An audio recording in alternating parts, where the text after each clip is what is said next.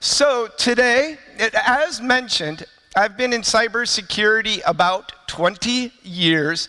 The first 10 years were technical, so I can be geeky if anyone wants to nerd out.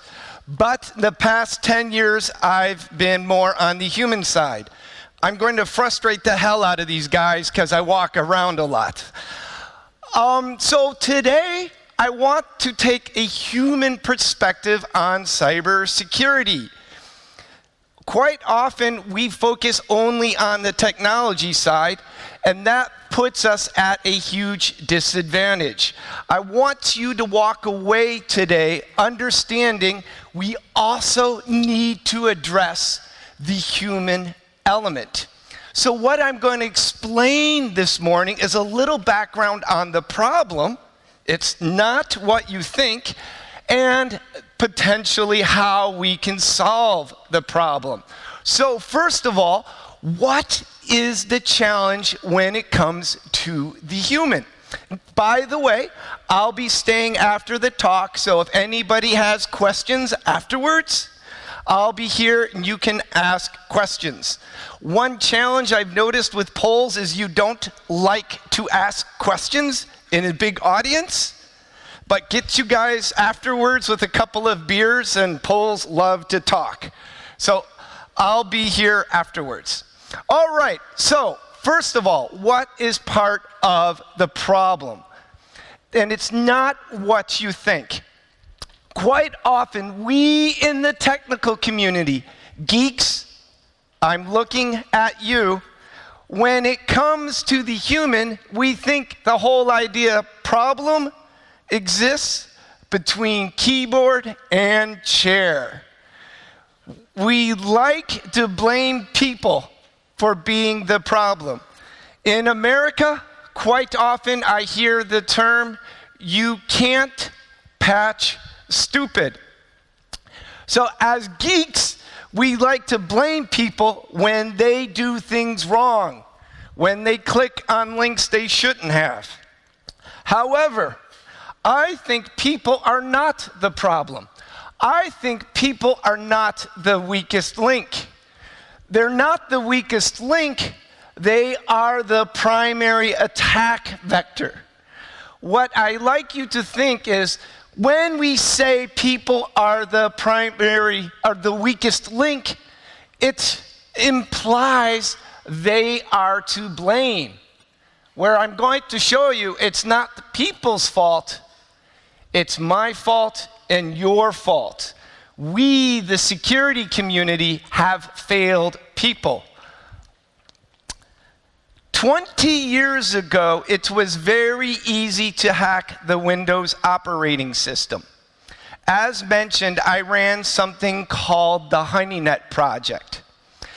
If you put a default installation of a Windows computer on the internet 20 years ago, it would be hacked in 3 hours. Someone would find and hack it in less than 3 hours. Microsoft felt a lot of pain, and in 20 years implemented lots of technical controls to really reduce risk. As a result, nowadays, if you take a default install of a Windows computer, it takes months, if not years, before it's hacked.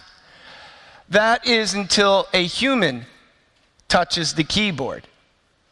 Then all bets are off. But why is that? Computers store, process, and transfer information. That's where the bad guys go. And 20 years ago, it was easy to hack computers. Nowadays, they go for the human operating system. You and I store, process, transfer information. What have we done in the past 20 years for the human OS? Very little. I would argue you and I have become so good at securing technology with technology, we're driving bad guys to hack the human because we've done so little for this operating system. That is why the human is the primary attack vector. We've made it very, very hard to hack technology, but left it very, very easy to hack the human operating system.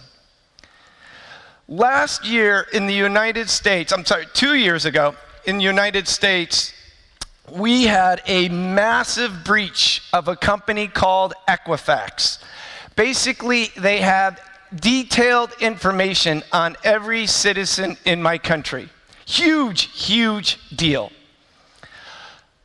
Congress did a very detailed analysis of that breach. And when you talk about Equifax back in America, everybody goes, it was a technical vulnerability. The bad guys hacked a struts vulnerability. So it's a technical exploit. No. After much research and congressional hearings, the congressional report discovered it was a people issue, culture issue. The hack was going to happen sooner or later.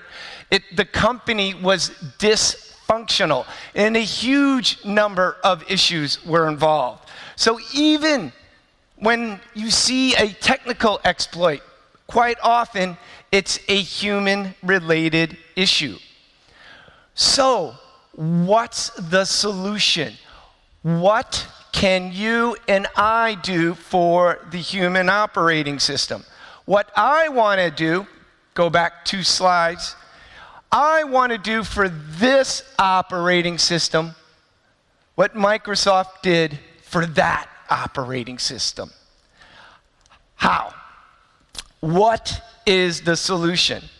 Well, we need to change human behavior. Going to apply a little of physics here.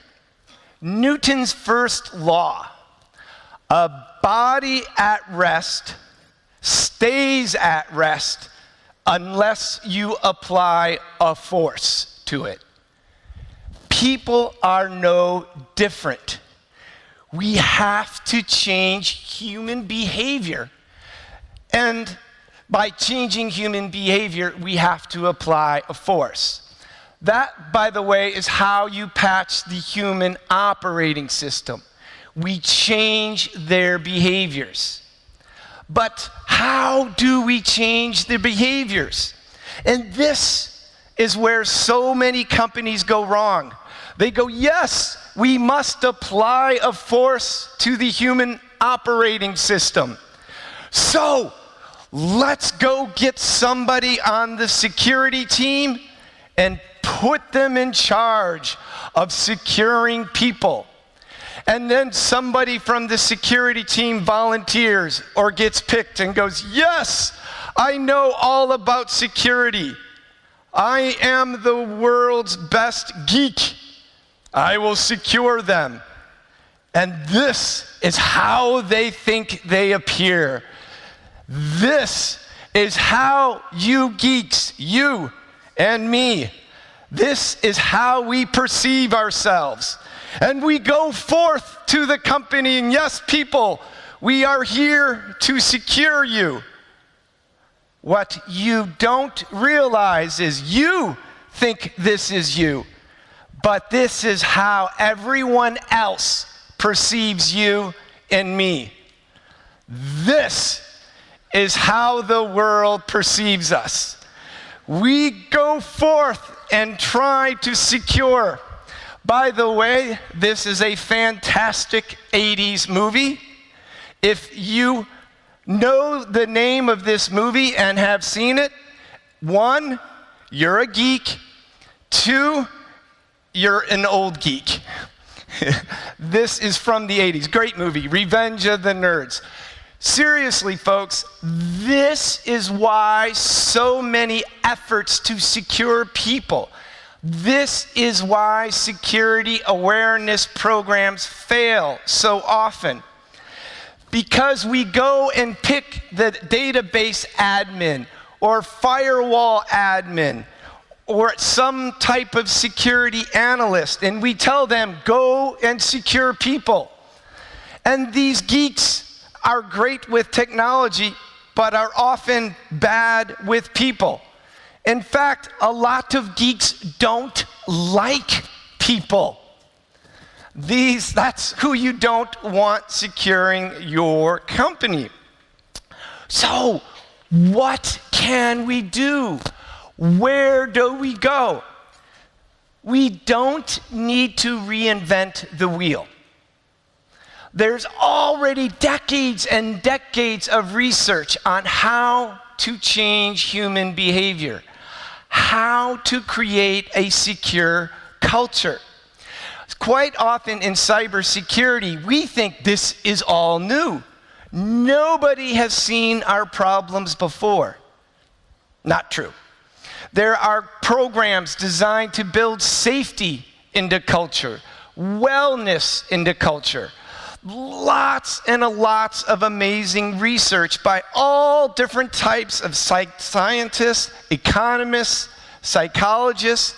These are different books that are amazing about changing human behavior, changing human culture, behavioral economics, all sorts of areas of study. So I and others for several years have been trying to take this wealth of knowledge and how do we convert it to our world? Let me give you an example. Here is a behavior model called the BJ Fogg behavior model. BJ Fogg, PhD out of Stanford. His model is very simple. To get someone to change behavior, they need to be motivated, ability, and prompt or trigger. What happens is when you put a geek in charge of your security awareness program, this model helps you understand why it fails. Because geeks, you and I perceive cybersecurity to be easy. But for the rest of the world, it's scary, confusing, and intimidating. Example. When you go and tell people to be secure, and they don't do it, we think it's a motivation problem. So we beat them with a big baseball bat to be more motivated. In reality, though, they want to be secure. The problem is what we're telling them we think is easy to do, but in reality, it's really, really hard to do. Example, passwords.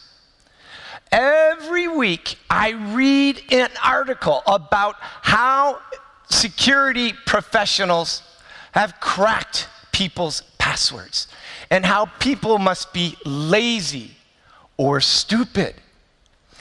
The problem is, though, people are not lazy or stupid. It's what you and I are telling them. Think about it. What do we tell people about passwords? They have to have 16 characters, uppercase, lowercase, symbols, numbers. Mix in the blood of a virgin and then change it every 90 days. Oh, by the way, every account needs a unique password, and never write them down. How easy is this? Not very easy. It's actually really, really hard to do. So, before we start blaming people, you are bad, we have to go, whoa, wait a minute, maybe we're bad. This is why when it comes to securing people, securing the human element, geeks, you're the worst. If I'm in charge of securing people, That is why I go to somebody with a marketing degree, communications, public relations background. Because geeks, you and I suffer from curse of knowledge.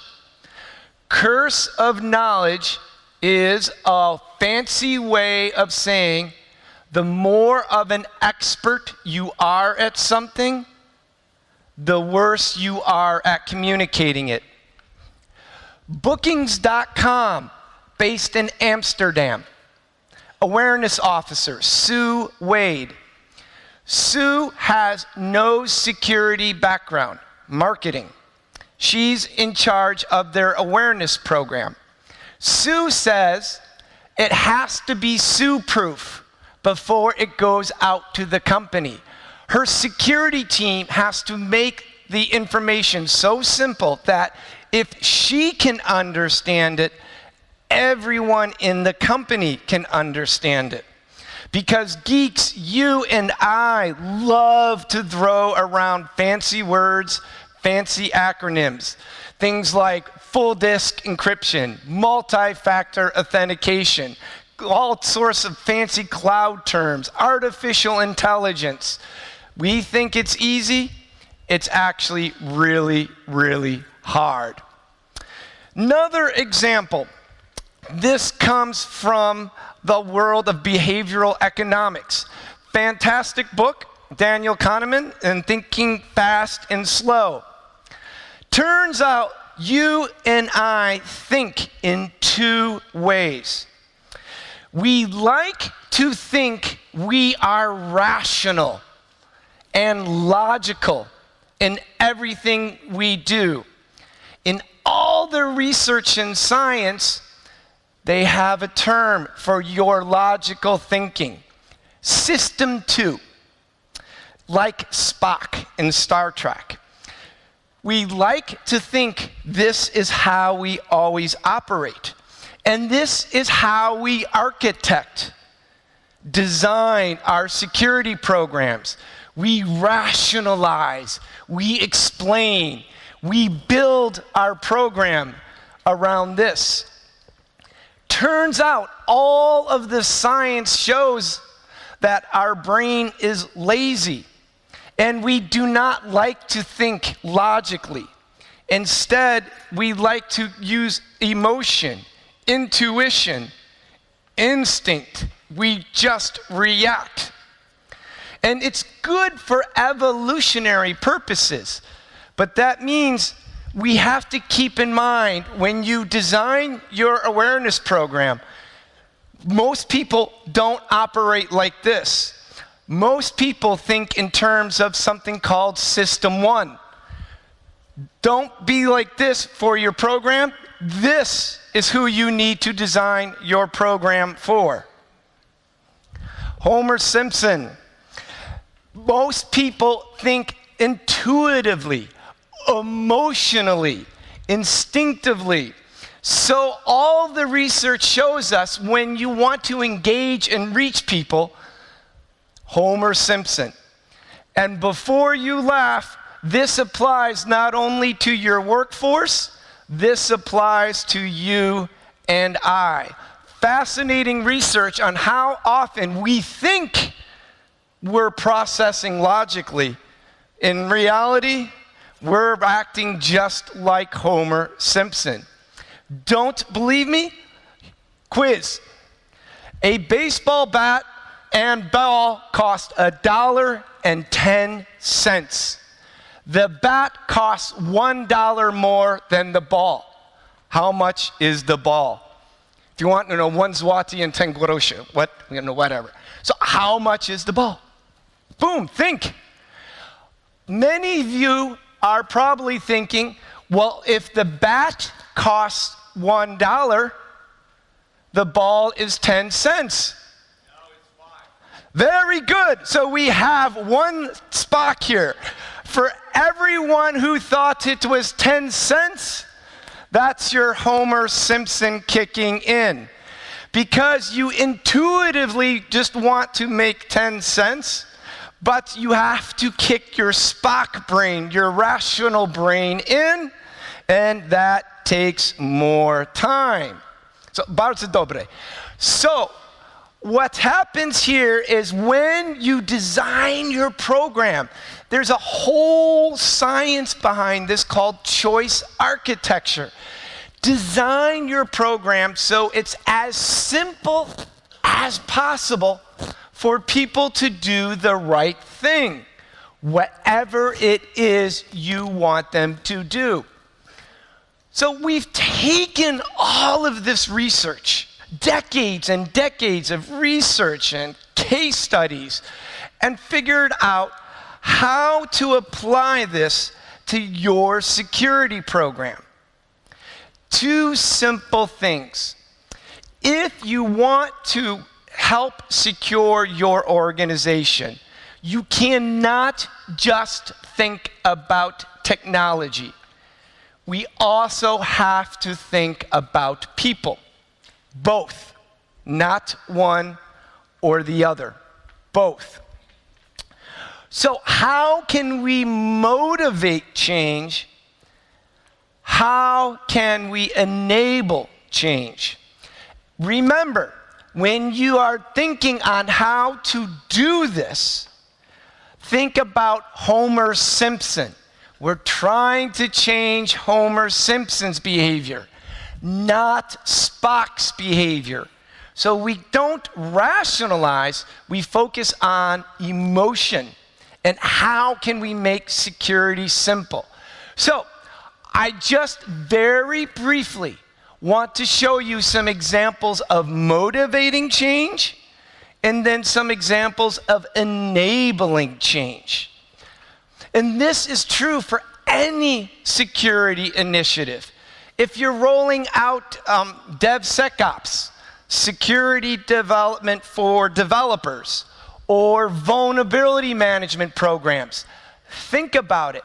Quite often, even these technology-focused security initiatives fail because of human reasons, not technology reasons.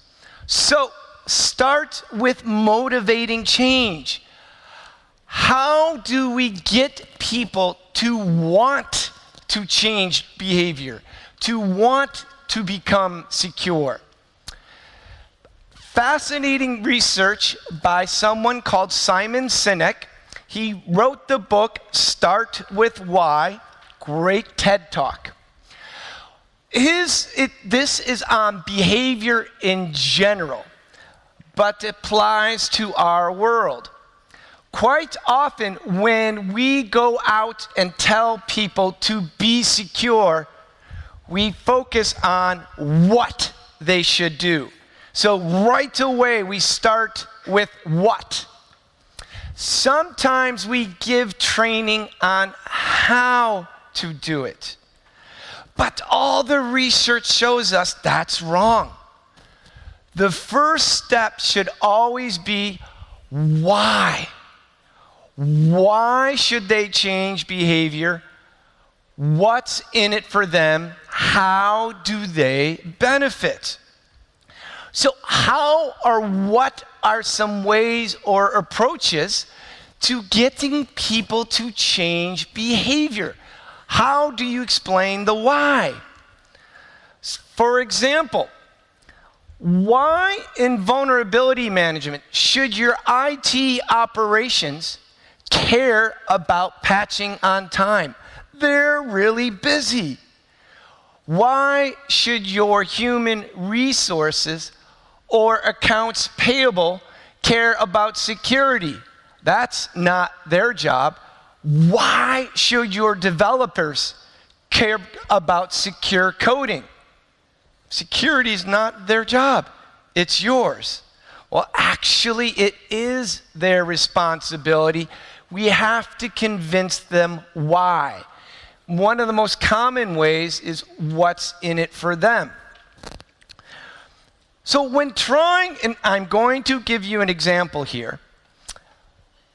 Whenever I have to communicate why, I don't go to my top security geek.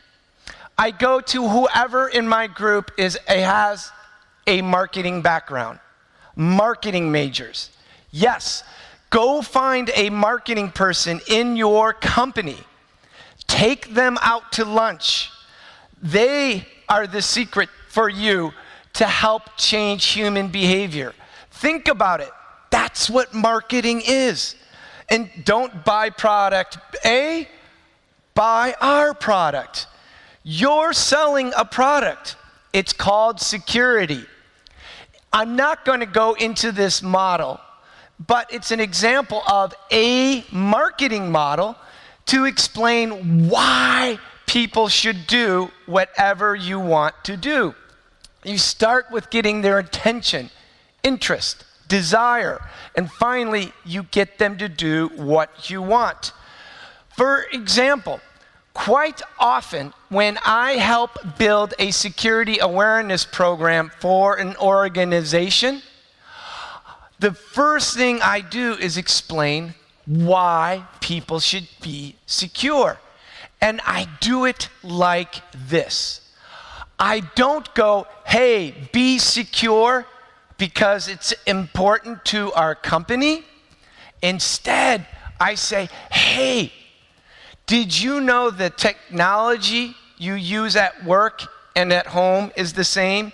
The bad guys, the threats at work, at home, the same. Everything we're about to teach you applies to your personal life. How to secure yourself at home and your family. So what happens, you've answered this question. What's in it for them? Why should I be secure? Because everything I'm going to show you helps you in your personal life. Banking online, shopping online, keeping your kids secure. So, all sorts of different models and theories in marketing and communications explaining why. So, key step to securing people is first motivating them to change.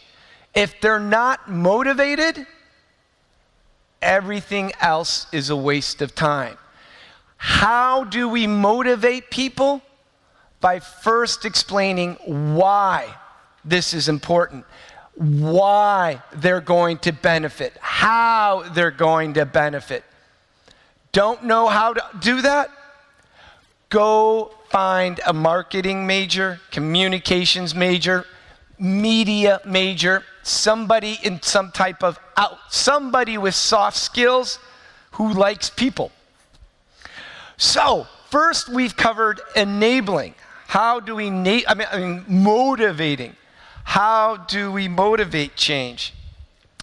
Then we need to get into enabling change. How can we get people to change behavior? So, first of all, two big areas. How can we make cybersecurity simple for people? You and I, remember, we think cybersecurity is easy, but it's not. It's difficult for many. How can we train them, enable them, provide them the tools to be more secure? What we want to do is enable them so it's easy as possible. Let me give you an example of each. First of all, how can we simplify security? Once again, let's go to passwords. I like to pick on passwords because this is a very, very painful process we inflict on people. So, this is a common policy many organizations have. 20 years ago, this was good. Nowadays, this is bad. Does not apply. Think about it. How many of you in your organization have the policy change password every 90 days? Why? Think about it. Think about it, folks. Nowadays, why? Very costly behavior. How does changing passwords every 90 days help?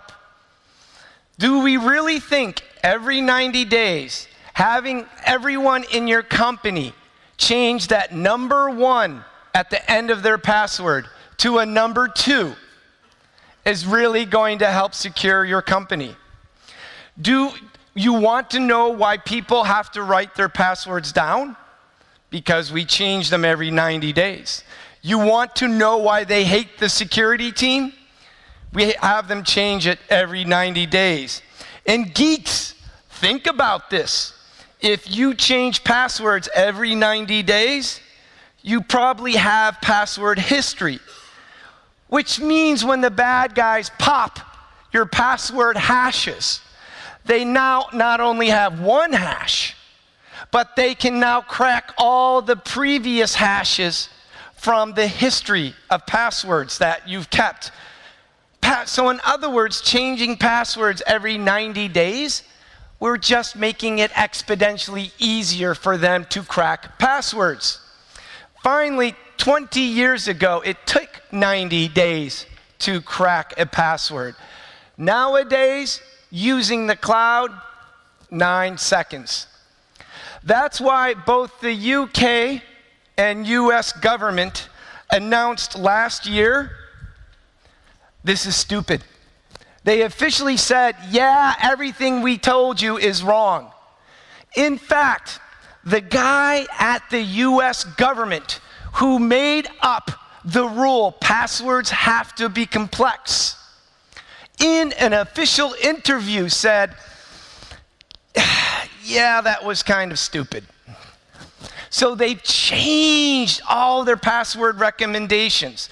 And for those of you who want to nerd out, the official publication is called NIST SP800-63B.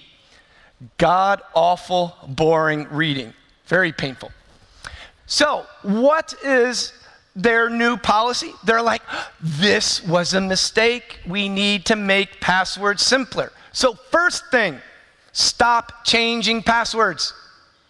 Only change them if you think it's been hacked or compromised. Complexity? Yeah, that was a mistake.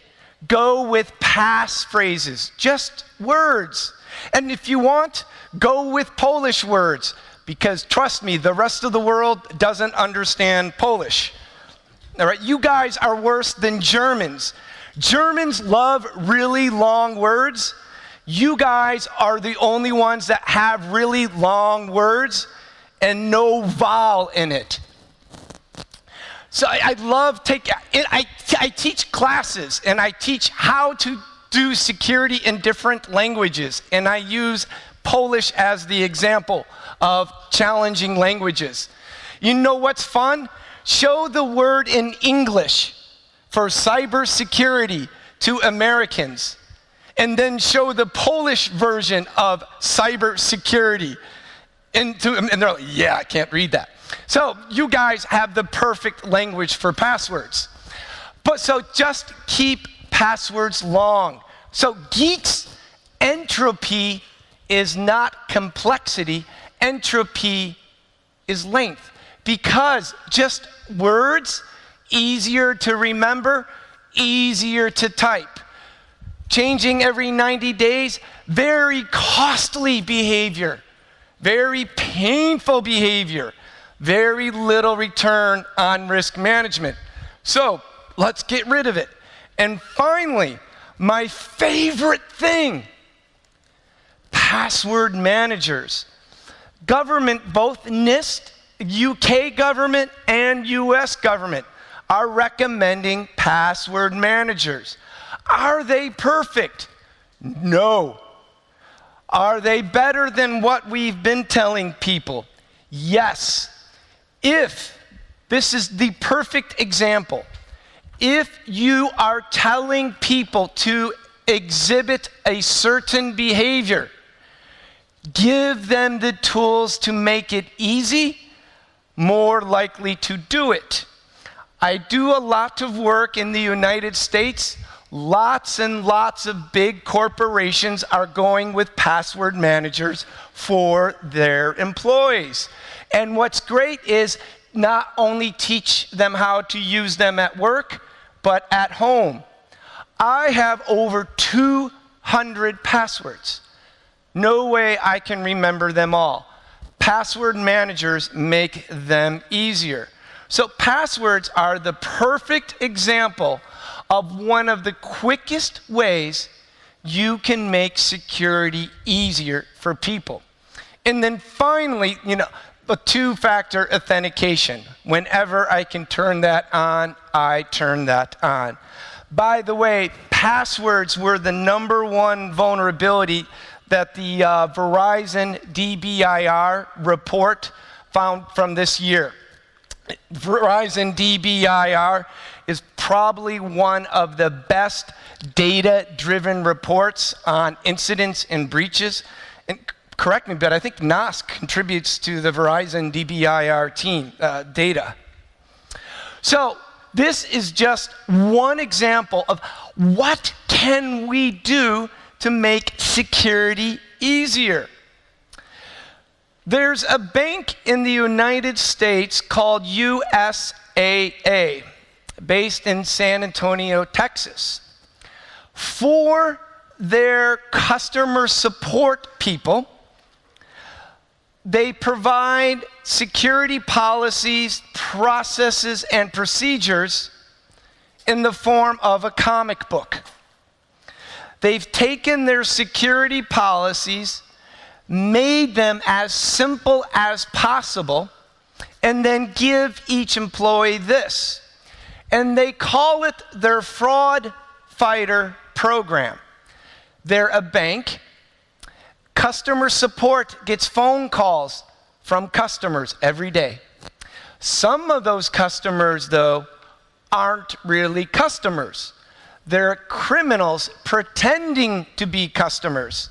So this is all about processes and procedures for finding, spotting, and stopping them. The last page of the comic book has pictures of employees who found criminals on the phone and saved millions and millions of dollars in fraud. If you add up all the money they saved in a year, $100 million. So what's great is not only does this make security simpler, but by having those pictures of those employees at the end, recognition. Recognition is one of the most powerful motivators you have. Do not use money. We overestimate money for motivation. We dramatically underestimate it. So anything you can do to make a hero out of an employee who does the right thing, total win. Okay, geeks, this one is for you.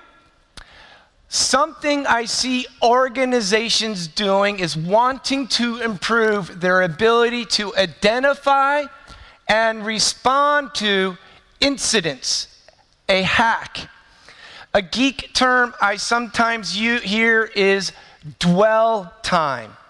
Reduce the time bad guys dwell or exist on your networks. Traditionally, we use just technology to detect bad guys. Logging, intrusion detection systems, perimeter defenses. But also, how about creating the human sensor?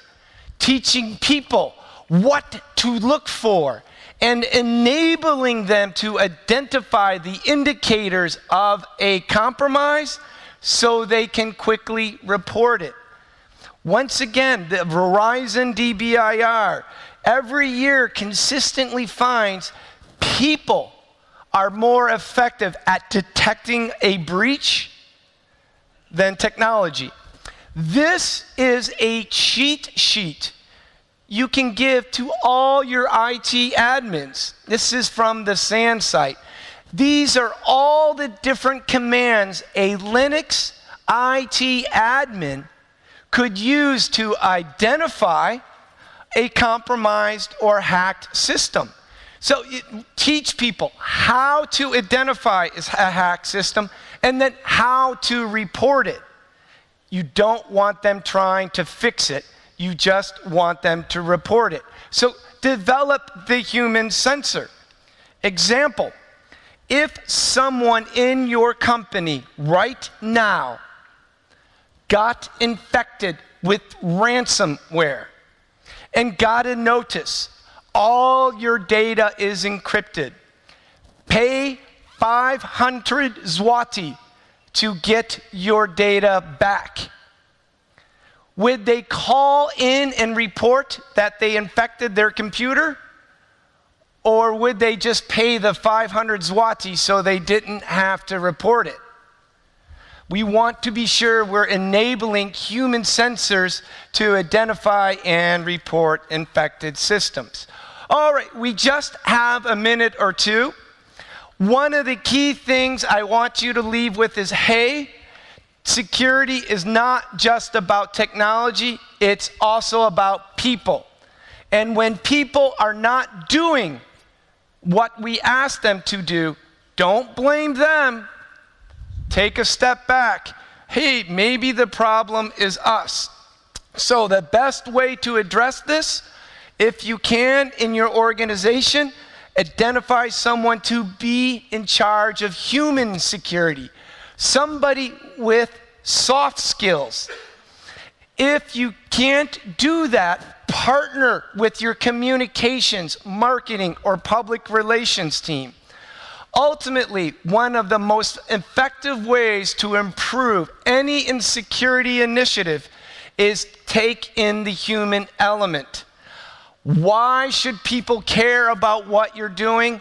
And how can you make security easier for them? How can we enable them? All right, do we want to do any questions or just wrap? Okay. Boss says we have time for one or two questions. All right, hey folks, look, you have a loud, obnoxious American up here. Just ask away, you're not going to hurt my feelings. All right, you guys are as bad as the Norwegians. I just presented in Norway, and I couldn't get any Norwegians to ask any questions. If not, I'll be here during break, maybe Pivo tonight.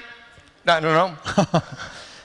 Actually, go ahead. Jeśli ktoś ma chęć zadać pytanie, proszę o rękę do góry, podejdę z mikrofonem.